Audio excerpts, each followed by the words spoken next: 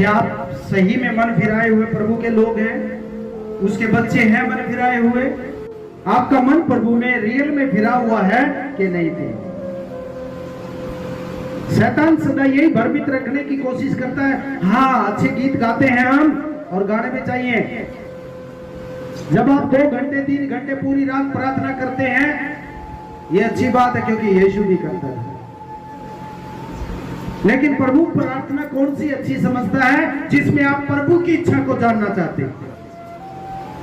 चाहे पूरी रात आप प्रार्थना करो और उसमें प्रभु की इच्छा शामिल ना हो, तो फिर प्रभु के लिए प्रार्थना नहीं है, वो प्रभु की इच्छा के अनुसार नहीं है, वो आपकी इच्छा की प्रार्थना है। आप एक बार भी सारी प्रार्थना बोल देते प्रभु मेरी नहीं इच्छा तेरी पूरी हो, तो प्रार्थना सारी आपकी बदल जाती है। समझ रहे? यीशु ने कहा जब वो जैतून पहाड़ पे पकड़वाने वाली रात गया, तो उसने पूरी रात भर जब प्रार्थना करता रहा, तो उसने प्रभु के सामने कहा, हे प्रभु तू चाहता तो ये कटोरा हटा ले, तू मुझे बचा ले, लेकिन फिर भी यदि इच्छा तेरी है वो पूरी हो। आप चाहे प्रार्थना में जो भी बोलते हैं, लेकिन एक बात बोलिए कि तेरी इच्छा पूरी हो, क्योंकि उसकी इच्छा यदि होगी तो भलाई के लिए होगी, कभी भी गलत नहीं हो सकती है। चिड़िया के 2 पंख होते हैं, यदि उसका एक पंख ना हो तो कैसे उड़ेगी? एक ही दिशा में घूम जाएगी, एक ही दिशा में घूमेगी। जिधर का पंख नहीं होगा उस साइड में वो घूमते चले जाएगी। यदि दोनों पंख होंगे तो वो सीधी चलेगी। सच्चाई ऐसी ही होती है।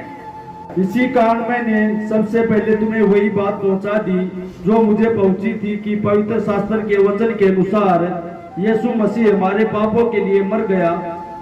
यीशु हमारे पापों के लिए तो मर गया, ये बात सच्ची है, लेकिन ये एक पंख है जो हमारे लिए आधा सच्चाई है। बस शैतान चाहता इतना ही जान लो तुम, इससे आगे ना जानना, क्योंकि इससे आगे फिर कुछ और है। क्योंकि यहां तो यीशु की कहानी है और इसके आगे जो पूरा दूसरा पंख सच्चाई है वो दूसरा वचन हमारे लिए है। और इस निमित्त सबके लिए मरा कि जो जीवित वे आगे को अपने लिए न जिए, परंतु उसके लिए जो उनके लिए मरा और फिर जी उठा। ये है पूरा सच्चा। समझ रहे हैं? वहां तो हमने इतना सीख लिया, यीशु मेरे लिए मरा है, बड़ी फक्र की बात है। अब मैं जिंदगी पा चुका हूँ, मैं स्वर्ग में जा चुका हूँ, मेरे घर में आशीष आई है, मेरी प्रार्थना का जवाब मिला है, यीशु देता है। लेकिन क्या ये पूरी सच्चाई है? पूरी सच्चाई यहाँ पर लिखी हुई है। पाप से मन फिराना है और पाप को मैं जानता नहीं, तो फिर मेरा मन फिराव कहाँ हुआ है? उस बात के लिए अंगीकार नहीं, उस चीज को छोड़ना नहीं, उस चीज को जानना नहीं चाहते, उस चीज को मानना नहीं चाहते कि मुझ में पाप है, मुझ में गलती है, तो फिर मन फिराव नहीं हुआ है। यही तो मरना होता है कि मैं अपनी अभिलाषाओं को छोड़कर प्रभु के कार्यों के लिए सिरजा गया हूं। जब उसी गलती से मन उसको जानना नहीं चाहते, मानना नहीं चाहते, छोड़ना नहीं चाहते, तो फिर यीशु ही मरा है, हम नहीं मरे हैं। ये अधूरा सत्य है, ये अधूरी सच्चाई है, हमें पता है तो आधी सच्चाई का पता है, पूरी सच्चाई का हमें नहीं पता है। जो प्रभु में सो गए स्वर्ग में आगे खुलेंगे, जो दुष्टता में सोए वो शैतान के साथ नरक में आगे खुलेंगे। 2 ही जीवन है इसके बाद। ये शरीर तो मरना, चाहे धर्मी का शरीर है वो भी मिटेगा मिट्टी में, जो पापी का है वो भी मिट्टी में मिटेगा, जिनके पास सब कुछ है वो भी मिटेंगे, जिनके पास नहीं है वो भी मिटेंगे, लेकिन असली आंखें जहां खुलेंगी वो कभी नहीं मिटेगा। ना ही नरक की आग कभी बुझेगी, ना ही स्वर्ग का कभी आनंद खत्म होगा। अभी हमारी आंखें कहां खुलनी चाहिए, उसके लिए अभी तैयारी करनी चाहिए। एक गर्भ में संतान जब आती है, परमेश्वर एक संतान जब गर्भ में निर्माण करना शुरू करता है तो वो तैयारी होती है किसके लिए? एक संसार में आने के लिए। और संसार में जब वो जन्म लेता है तो उसकी तैयारी होती है कहां जाने के लिए? स्वर्ग में जाने के लिए। जब आप अंगीकार करते हैं, प्रभु के लिए मरते हैं, मतलब मैं झूठ बोलता हूं, अब झूठ नहीं बोलूंगा, ये आपका प्रभु में मरना है। वही तो बोलता है कि अब अपने लिए नहीं जी सकते। यदि मेरे अंदर लालच, प्रेम की, चालाकी, चोरी की आदत है, तो मुझे अब वो नहीं करना है, यही तो प्रभु में मरना है। जैसे क्रूस पे लटकाए गए दो चोरों में से जघन्य अपराध, हत्या, व्यभिचार, सब कुछ लूटपाट उन्होंने की हुई थी, जो यीशु के इस साइड और इस साइड दोनों थे, बराबर शरीक थे वो। लेकिन एक चोर को यीशु ने कहा, तू आज इस स्वर्ग में मेरे साथ होगा। क्यों? क्योंकि यीशु ने देख लिया उसका मन परिवर्तन हो चुका है। अगर एक आदमी अपने ही स्वार्थ के खोज में यीशु के पीछे है, तो इसका मतलब वो मन फिराया हुआ नहीं। यदि वो परमेश्वर की खोज में है और अपने पाप से दुखी होकर यीशु के पास आया है, तो वो मन फिरा कर रहा है। समझ गए? बहुत से लोग सिर्फ अपने कार्यों को सिद्ध करने के लिए यीशु के पीछे आते हैं बस, लेकिन बहुत से लोग अपने दुखों में, पीड़ाओं में यीशु के पास आते हैं। आप यीशु के पास किस खोज में आए हैं? अपने मन को फिराकर प्रभु के पास आए हैं, या अपनी किसी जरूरत को पूरा करने स्वार्थ की खोज में आए हैं? वो देखता है यीशु, क्योंकि यीशु बाहर नहीं, अंदर स्वभाव को परखता है। यदि आप परमेश्वर की खोज करते हैं, तो आपको वो सब प्रभु बिना मांगे भी दे देगा, जिसकी खोज में संसार लगा हुआ है। हालेलुया! हमारा पिता महान है, वो राजाओं का राजा है, वो प्रभुओं का प्रभु है, वो सेनाओं का यहोवा है, और वो ईश्वरों का ईश्वर है। हालेलुया! 10 आज्ञा में क्या कहता है? फर्स्ट, कि कोई अपने लिए मूर्ति खोद कर ना बनाना, मुझे छोड़कर किसी दूसरे को ईश्वर ना मानना, क्योंकि मैं जिंदा परमेश्वर हूं। मुझे छोड़ कोई दूसरा ईश्वर नहीं है। ये जो संसार के ईश्वर हैं, ये तो हमारी सबकी समझ के ईश्वर थे, लेकिन वो किसी की समझ में आने वाला नहीं है। हालेलुया! कि हे मेरे बच्चों, मूर्तियों से मन फिराओ, क्योंकि वो तुम्हारा कुछ भला नहीं कर सकती। जो लोग मूर्तियों से फिर गए और मन से नहीं फिरे, वो मूर्तियां तो ना नुकसान करेंगी ना फायदा करेंगी, लेकिन यहां जो फिरता नहीं है वो नुकसान जरूर करेगा। हम पुरानी आदतों को यीशु के साथ लेकर नहीं चल सकते। पूरा मन फिराव यही है, उसका वास्तविक अर्थ यही है, असली अर्थ कि यीशु मेरे लिए मरा है, मतलब मेरे पाप के लिए मर चुका है। जो मेरे जीवन में, पूरी सृष्टि में लोगों में पाप था, उस पाप को मिटाने के लिए वो मरा है, कि विश्वास करोगे तो तुम्हारे पाप क्षमा होंगे, और तुम मेरे लिए स्वभाव में मर चुके हो। जो तुम्हारा पाप का स्वभाव, उन आदतों को अब छोड़ दो। हे सत्री, जा, तेरा पाप क्षमा हुआ, किसी ने तुझे दंड नहीं दिया, मैं भी तुझे दंड नहीं देता हूं, लेकिन फिर पाप ना कर। प्रभु कहता है, यहां देखना चाहता हूं मैं तेरा मन फिरा के नहीं। यीशु कहता है कि ये होठों से तो मेरा आदर करते हैं, परंतु मन मुझसे दूर रखते हैं, है ना। यदि हम मन को यीशु को सौंप दे और चुपचाप भी रोए आंखों में, तो यीशु पसंद करता है। देखो, जो मसीह में है वो नई सृष्टि है।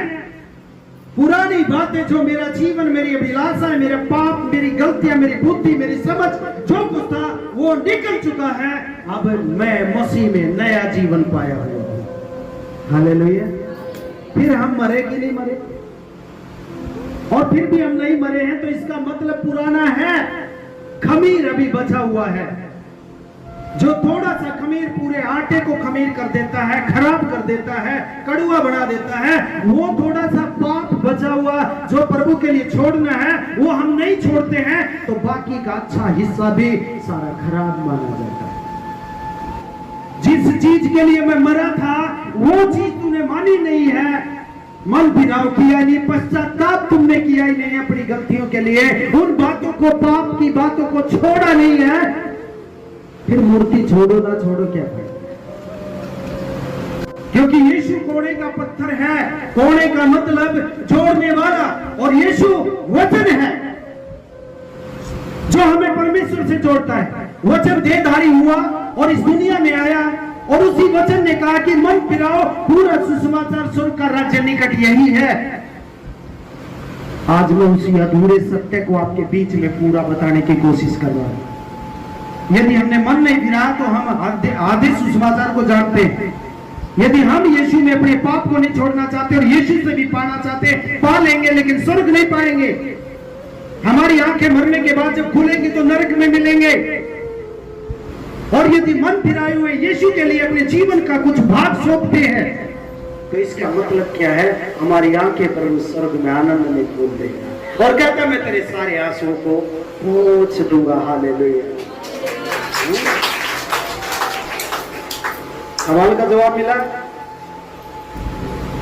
सबसे ज्यादा प्रभु के सामने कब झूठ बोलते हैं? और दिन नहीं बोलते हैं, और दिन तो लोगों के सामने बोलते हैं। प्रभु के सामने हम संडे को झूठ बोलते हैं। कितना अच्छा मौका है बहुत अच्छा दिन है झूठ बोलने के लिए, है ना? कोई रोक टोक नहीं है, कोई पूछने वाला नहीं है। इतनी झूठ बोले, बाहर झूठ बोलेंगे तो आदमी पकड़ लेगा, वो भाई कैसे बोल रहे हैं। ऐसा नहीं है, यहाँ कोई नहीं कहने वाला है। इसलिए मेरे प्रिय भाई बहनों, यहाँ तो नहीं कहने वाला, लेकिन न्याय के दिन कोई बचाने वाला भी नहीं है। बता देता आज ही अपने जीवन को बेहतर बनाइए। आज से ही बदलना शुरू कीजिए जो आपने आज तक बदला नहीं। तो मेरे प्रिय भाई बहनों, सबसे बड़ी बात है यीशु जिसलिए आया, यीशु जिसलिए मरा, हमारे पाप के लिए मरा ताकि हम पाप से मन फिर। ये पूरी सच्चाई। यदि आपका मन फिर जाता है ना, छोड़ देते हो आप गलतियों को, तो इसका मतलब है आप मन फिराए हुए हैं। फिर आप प्रभु से झूठ नहीं बोलते, फिर आप संडे को सच बोलते हैं। यीशु को मैं सब कुछ देता हूँ, ना सोना मांगू ना मांगू चांदी, तेरा चेहरा मैं तकता रहूं। तू रूहे पाक खुदा तू। और फिर सोने चांदी की दुकान पे भाव पूछते फिरते हैं। यहाँ झूठ बोल गए, बाहर लालच, मतलब सोने चांदी का मतलब लालच है ना। यही सच्चाई बताने के लिए यिर्मयाह आया, उसको भी मारा गया। इसी सच्चाई को यीशु लेके आया, उसको भी क्रूस पे टांग दिया गया। उसके बाद इसी सच्चाई को स्तिफनुस ने लोगों के बीच में बताया तो वो लोग जल उठे। क्योंकि जब आप किसी की पाप को कुरेदते हैं तो दर्द होता है। समझ रहे हैं? मन फिराओ। आज से झूठ बोलना प्रभु के सामने नहीं, बंद करो। यस, गीत जो गा रहे हो वो मतलब हम झूठ बोल रहे हैं। फिर यदि हमारा मन परिवर्तन नहीं है तो क्या हम सच्चे हैं प्रभु की नजर में? अपने आप को जांचिए। हालेलुया। तो हम प्रार्थना करेंगे इन वचनों के लिए कि प्रभु हमें ऐसा बना कि हम तेरे सामने जो गीत आराधना गाए वो सच्चाई हो उनके अंदर। मेरा उस समय मन परिवर्तन हो जाए जब मैं तेरे सामने आऊं। हो सकता है 6 दिन मैं संसार में अपने लिए जीता हूं, लेकिन जिस दिन प्रभु तेरी उपस्थिति में आऊं तो मैं क्या करूं? बदल जाऊं। कितने लोग हैं पूरा सप्ताह धन की ओर फोकस करते हैं, संडे को आकर वो झूठ बोल के चले जाते हैं। ऐसा होता है। बहुत थोड़े लोग हैं जो उस जीवन को पाएंगे।